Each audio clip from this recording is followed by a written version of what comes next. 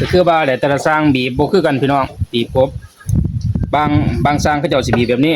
บีบปุ๊บเอามือซ้ายนี่บีบไปซี่ล็อกปุ๊บแล้วก็โยก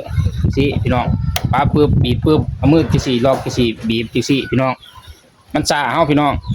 ให้เอามือขวามือเดียวเนี่ยบีบไปสี่พี่น้องเวลาสิบีบปุ๊บ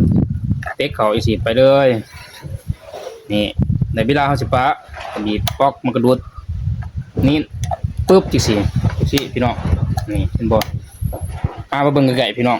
เห็นบ่มือขวาเฮานี่จับเข้าไปนี่เบิ่งไกลๆพี่น้องนิ้วซี่กดนิ้วโป้